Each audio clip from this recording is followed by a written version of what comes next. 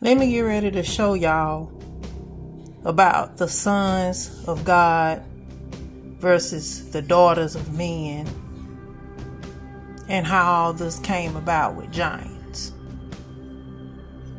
Now keep in mind, I'm going to have to show you all this correlation with the book of Enoch.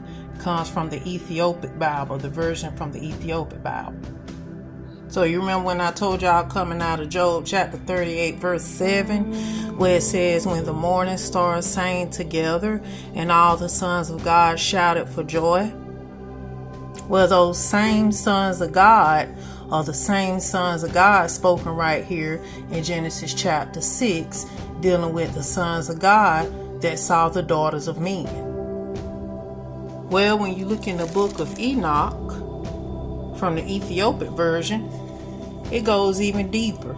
And if you look, it even correlates with Genesis chapter 6 verses 1 through 2. Now let's understand why these Roman Catholics and these other Bible theologians took this out of the Bible. There are a lot of books in the Bible that were taken out, and I know why, and I see why now, because it's a lot of knowledge that these human beings, these evil human beings, do not want us to know. But before we get started, pay attention to Genesis, and my Bible is ragged. I've had it for years.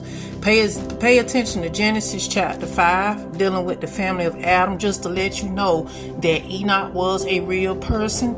Enoch did walk with the Most High, and Enoch's book is very, very much legitimate.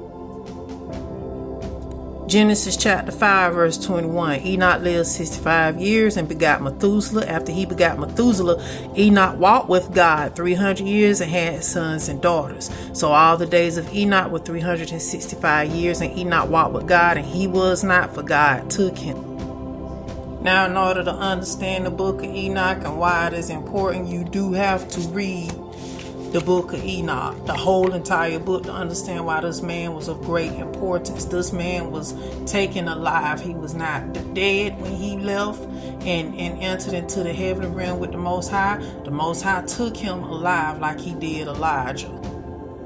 Now let's get to Genesis chapter 6, the wickedness and judgment of man.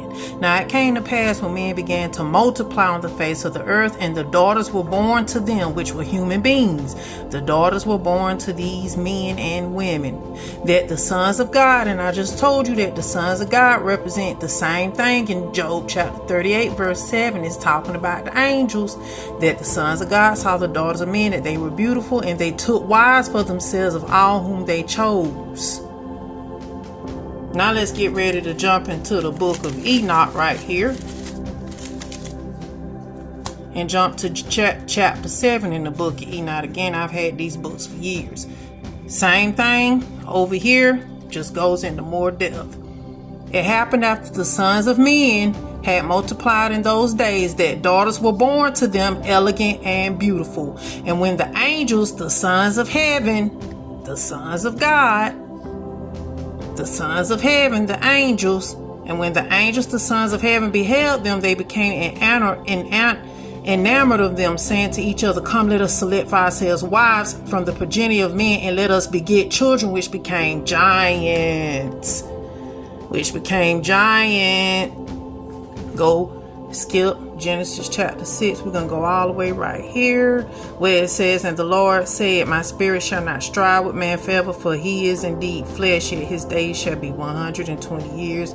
There were giants on the earth in those days, and also afterward, when the sons of God came into the daughters of men, and they bore children to them. Those were the mighty men who were of old, men of renown. Right quick, Enoch chapter 7. Let's go all the way over here to 10 and 11. 10 and 11. Then they took wives, each choosing for himself, whom they began to approach, and with whom they cohabited, teaching them sorcery, incantations, and the dividing of roots and trees. And they conceived and brought forth giants, whose stature was each 300 cubits, etc. So somebody explain to me, how come pastors and whoever else believe that when it talks about the sons of God, it's talking about Seth and his seed? This has nothing to do with Seth and his seed and his descendants. This has nothing to do with when it says renown and mighty men of renown, and it's got something to do with mighty warriors. This has nothing to do with that. This has something to do with the cohabitation of these angels who came down and cohabited with fleshly women, and they brought forth giants. And in order for you to understand that, you have to get the extra biblical books, and one of them is definitely the book of Enoch. Need I say more? Believe it or not, this correlates with Enoch chapter 7, Jude chapter 6. What is this? Jude chapter 1 verse 6. And the angels who did not keep their proper domain, but left their own abode, he has reserved in everlasting chains under darkness for the judgment of the great day. Should I say more? Look at the notes to Jude chapter 1 verse 6.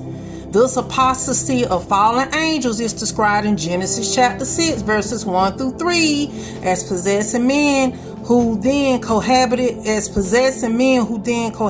with women, meaning they transfigured, they shapeshifted, because angels cannot procreate, and in order for them to have procreated, they had to shapeshift themselves into men, just like Satan can shapeshift himself and transform himself into a body of light. So for those who do not think and do not believe that this existed, and do not believe that giants existed and will soon exist again, and I'll explain that in maybe part 2, I'm sorry to tell you, but it existed. These angels cohabitated with fleshly women, daughters of men, and had sex with them and produced giants. And it says so right here in the book of Enoch, just as well as right here, and just as well in Jude chapter 1 verse 6. If you want to get a little more information, come on and continue with me to part 2.